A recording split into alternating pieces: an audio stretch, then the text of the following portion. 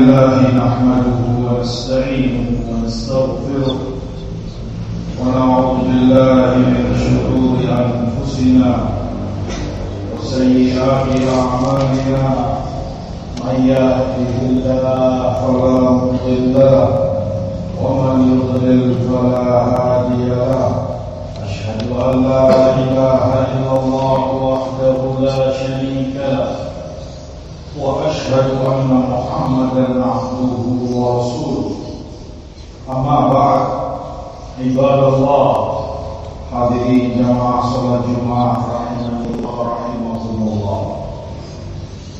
Di Sahih Muslim dari hadis Tamim Ad-Dari radhiyallahu anhu, Rasulullah sallallahu alaihi wasallam bersabda, "Inna ad-dina an-nasihah."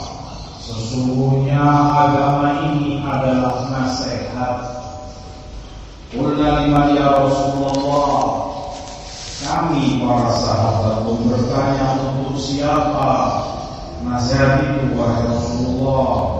Qala lillah, untuk Allah, ikhlas karenanya, wali kitab, untuk kitabnya Al-Qur'an Karim, dengan mengimaninya, membacanya dan mengamalkan ajarannya, wali rasulihi, dan untuk rasulnya, dengan mentaati sunnah beliau dan beragama dengan ajaran beliau, wali a'immatil muslimin wa ammatihim, dan nasihat itu untuk para pemimpin kaum muslimin dan keseluruhan mereka kaum muslimin. Hadirin jamaah sekalian rahimakumullah, hadis mengajarkan kepada kita bahwa nasihat adalah perkara penting dan utama dalam agama ini. Nasihat berarti menginginkan perkara yang terbaik, memberikan yang terbaik untuk saudara-saudara kita, terutama itu kepada para pemerintah, penguasa yang memimpin kaum muslimin, memberikan yang terbaik dengan doa kebaikan untuk mereka agar selalu Allah beri taufik dan hidayah, mendoakan agar Allah berikan kepada mereka orang-orang dekatnya, para menterinya dan penasehatnya adalah orang-orang yang untuk memberi kemaslahatan kepada segenap kaum muslimin dan kepada segenap kaum muslimin serta keseluruhan mereka, bernasehat dengan selalu mengajarkan ilmu yang bermanfaat bagi mereka, membimbing mereka kepada amal saleh, kepada akhlak karimah, serta menjauhkan mereka, mengingatkan mereka dari segala ajaran dan perbuatan yang menyalahi syariat Allah dan sunnah Rasulnya sallallahu alaihi wasallam. Ibadallah, jamaah sekalian yang dimuliakan Allah dan yang saya hormati, dalam Quranul Karim surat Al-A'raf ayat 56 Allah telah sebutkan, "Wala tufsidu fil ardi ba'da islahiha." Dan jangan kalian melakukan pengerusakan di muka bumi setelah itu dibenahi, diperbaiki. Pengerusakan adalah haram hukumnya, dosa dan kezaliman, kapanpun dan seperti apapun.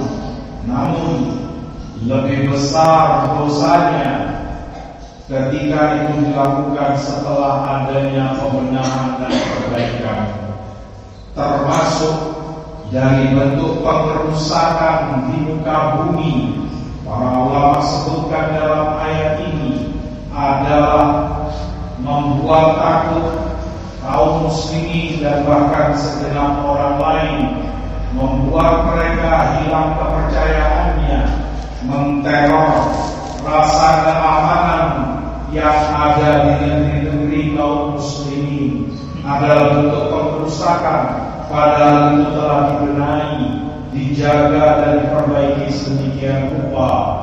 La tusidu fil ardi ba'da islahiha. Jangan kalian melakukan pengerusakan di muka bumi setelah itu dibenahi. Maka bentuk teror apapun itu, nama dan gambaran serta sifatnya, tidak akan pernah dibenarkan di dalam Islam, tidak akan pernah diridhoi oleh Allah Subhanahu wa Ta'ala, karena itu merupakan bentuk pengerusakan di muka bumi, menteror rasa aman yang selama ini didapati dan dirasakan oleh segenap kaum muslimin. Hadirin jamaah sekalian, rahimani wa rahimakumullah. Dalam hadis Ibnu Abbas Musnad Imam Ahmad, Rasulullah sallallahu alaihi wasallam bersabda, "Ahabbul adyani ila Allah Ta'ala al-hanifiyatus samha." Sungguh agama yang paling dicintai Allah, ajaran yang paling Allah cintai adalah yang hanifiyah. Hanifiyah adalah yang lurus, yang bertauhid, agama yang jauh dari berbagai bentuk kemusyrikan, mempersekutukan Allah dengan yang lain dalam peribadatan kepadanya. Samha, dan agama itu mudah, agama itu dibuat oleh Allah Subhanahu wa Ta'ala untuk hambanya, ringan, samha. Maka segala bentuk penyelewengan akidah, segala bentuk kemusyrikan tentunya dibenci dan dimurkai Allah kalau bertentangan dengan hanifiyah. Demikian pula setiap yang bertentangan dengan samha, mudah dan ringannya agama Allah ini, setiap yang bertentangan dengan itu tentunya dibenci dan dimurkai Allah dan tidak akan Dia cintai. Setiap bentuk teror adalah wujud dari adanya sifat ekstrim dan hulu berlebih-lebihan dalam memahami atau mengamalkan sesuatu ajaran. Tidak samha, tidak mudah sebagaimana Allah mensyariatkan agamanya. Agama yang Allah cintai adalah yang mudah bagi umatnya. Ibadallah jamaah sekalian, rahimani wa rahimakumullah.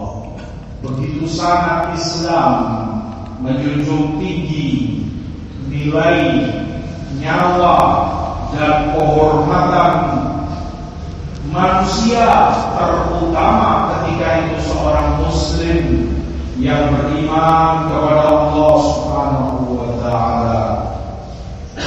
Di riwayat Baihaqi dari Ibnu Umar, Rasulullah SAW sebutkan kepada Ka'bah, sungguh demi Allah, nyawa seorang muslim di sisi Allah lebih berharga darimu, wahai Ka'bah.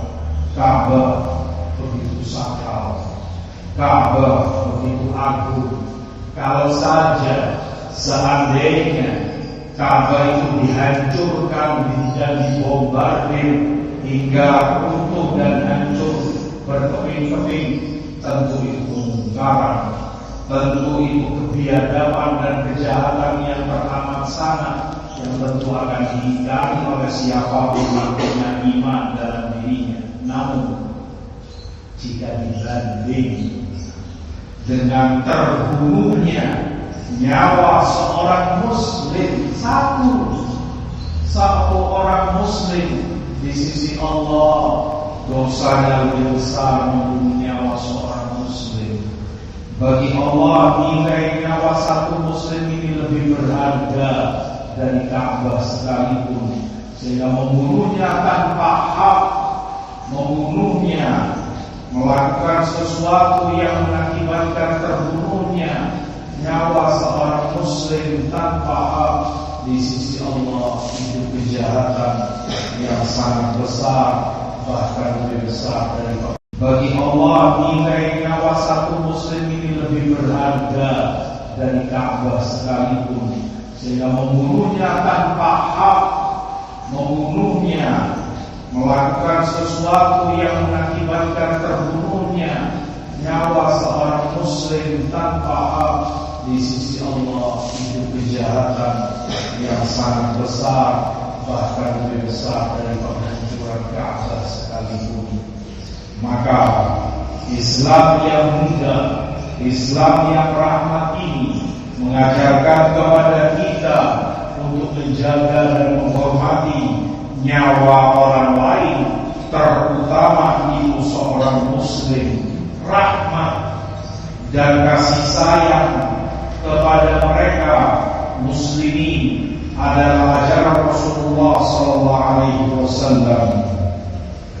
Di dalam riwayat Ibnu Umar atau riwayat Umar Ibn Khattab, beliau sebutkan di Bukhari Adabul Mufrad, man la yarham la yurham. Barang siapa yang tidak rahmat, tidak berkasih sayang, tidak punya rahmat kepada orang lain, maka ia pun tidak akan dirahmati, tidak akan disayangi oleh Allah Subhanahu wa ta'ala Ar-Rahmanur Rahim. Jangankan mengganggu dan menyakiti seorang muslim, bahkan maaf, binatang yang hina dan najis pun diharamkan untuk disakiti. Kata Fudail bin Iyad, sebagaimana disebutkan oleh Imam Ad-Dahabi di dalam Siyar, beliau sebutkan, demi Allah,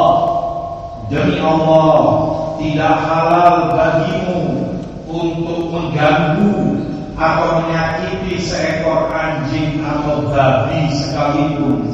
Kamu sakiti tanpa dia salah, tiba-tiba kamu pukul atau entah kamu lempar, itu dosa bagimu, padahal itu binatang haram, binatang najis, binatang hina, tetapi tidak membuat kamu boleh menyakiti dan mengganggunya.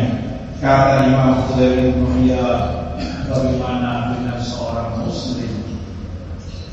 Justru itu yang kau sakiti, justru itu bahkan yang engkau bunuh dengan cara yang batil.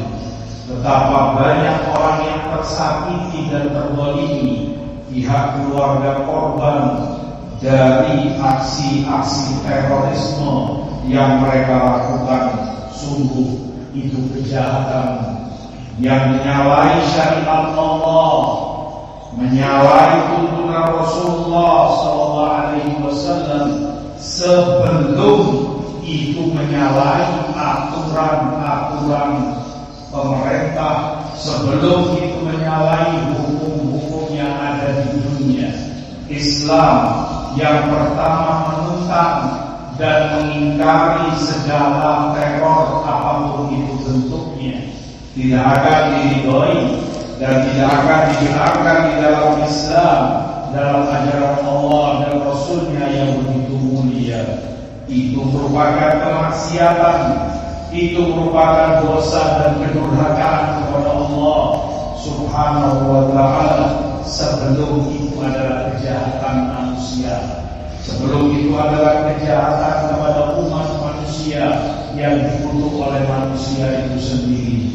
Maka bagi seorang muslim, dia menyadari dan tahu bahwa agamanya menentang keras, agamanya mengingkari sangat segala aksi dan bentuk teror yang ada, sehingga dia tahu bahwa Islam yang mulia mengajarkan kehormatan, kemuliaan dengan tuntunan Allah dan ajaran Rasulnya Sallallahu Alaihi Wasallam. Aqulu ma sami'tum wastaghfirullah innahu huwal ghafurur rahim.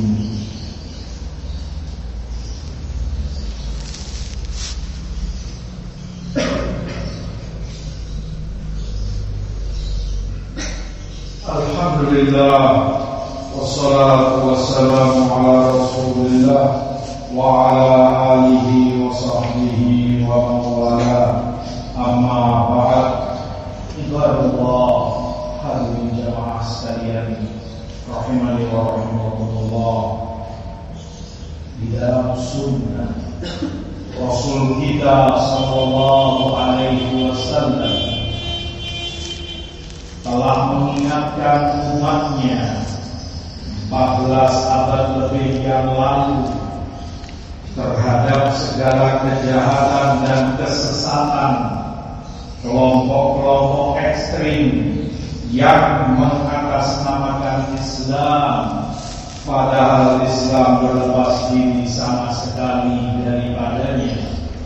Di dalam sunnah Ibnu Abi Asim dari hadis Abu Sa'id Al-Khudri radhiyallahu ta'ala anhu, beliau katakan, aku mendengar Rasulullah SAW bersabda, yakhruju fi hadhihi ummah walam yakul minha qaumun ta'khiruna salatakum ma'a salatihim yaqra'una al-Qur'an la yujawizu qulubahum aw hanajirahum yamruquna min ad-din muruqa as-sahmi min ar-ramiyah yanzuru ar-ra'i ila sahmi thumma ila al-asli thumma ila al-isafi wa yanzuru wa yata'arafu hal alaqa bihi syai'un min ad-dami am la.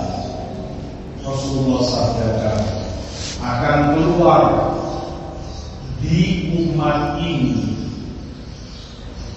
perhatikan pemahaman dan tajamnya kecerdasan sahabat Abu Sa'id Al-Khudri radhiyallahu anhu.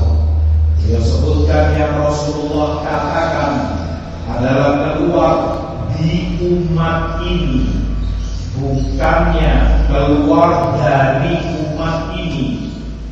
Dan jauh berbeda. Kalau saja seandainya Rasul katakan keluar dari umat ini, menunjukkan itu tauhidiyah, bahwa mereka yang keluar ini, yang melakukan aksi-aksi ini adalah terhitung dari kaum muslimin, masih teranggap umat Islam yang beriman kepada Al-Quran, yang taat dan beriman kepada Rasul SAW. Tetapi tidak, bukan itu yang Rasul sebutkan.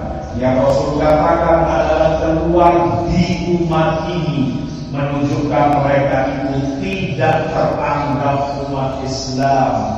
Mereka dengan ini tidak teranggap kaum muslimin, sama sekali tidak mencerminkan Islam dan tidak membawa nama Islam, nama Allah yang begitu agung, nama Rasul dan sunnahnya yang sangat mulia.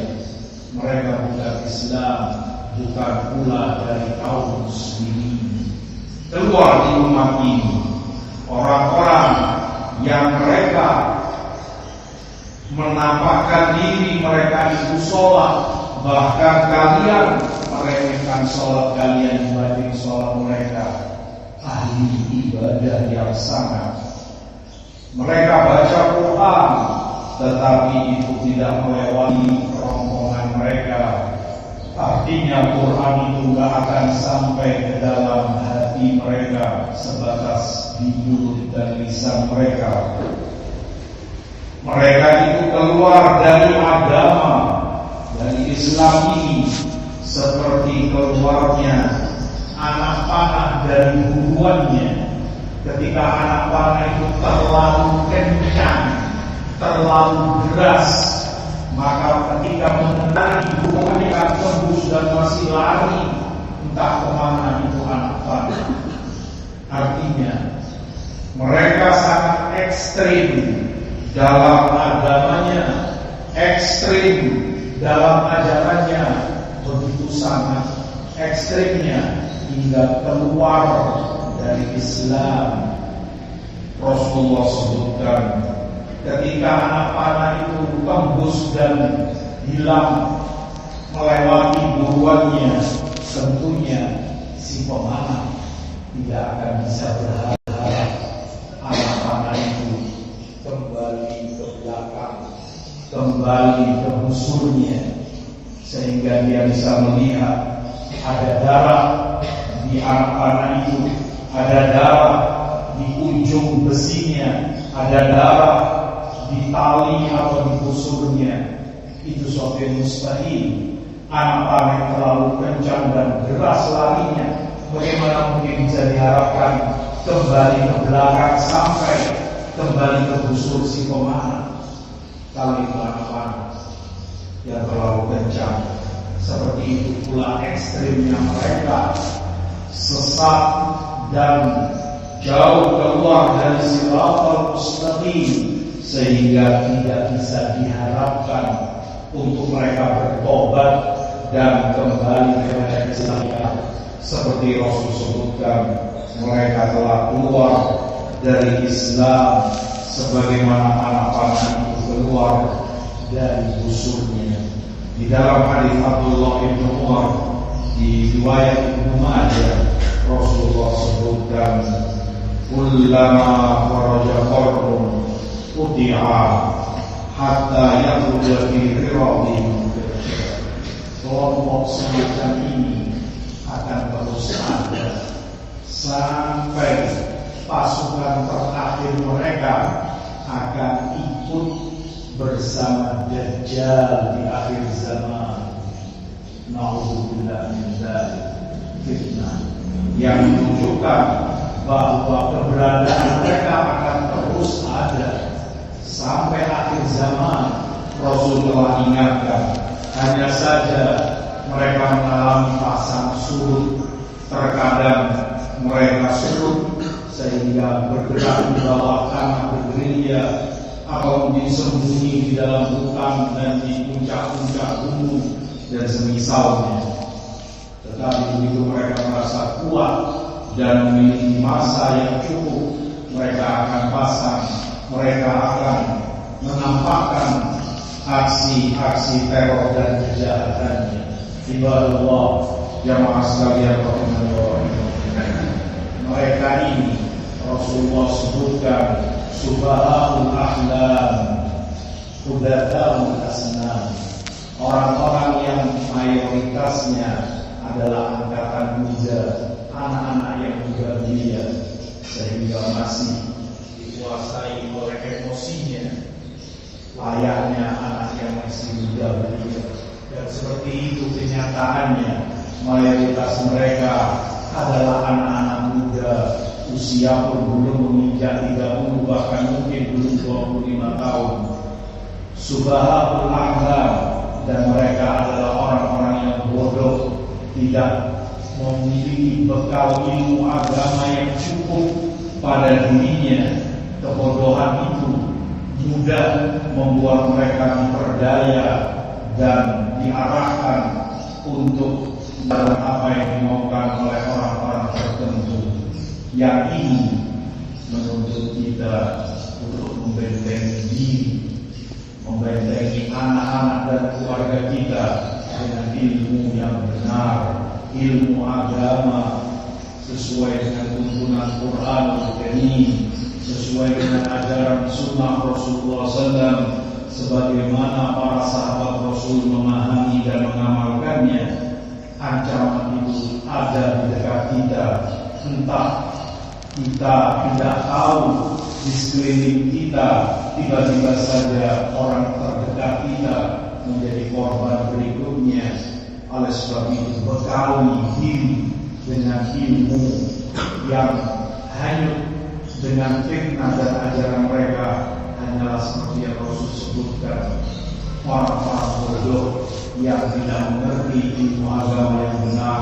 Mudah-mudahan Allah menyelamatkan kita dari berbagai fitnah yang tampak maupun yang tersembunyi. Amin ya rabbal alamin. Allahumma shalli ala Muhammad wa ala ali Muhammad kama shallaita ala Ibrahim wa ala ali Ibrahim innaka Hamidum Majid. Wa barik ala Muhammad wa ala ali Muhammad kama barakta ala Ibrahim wa ala ali Ibrahim innaka Hamidum Majid.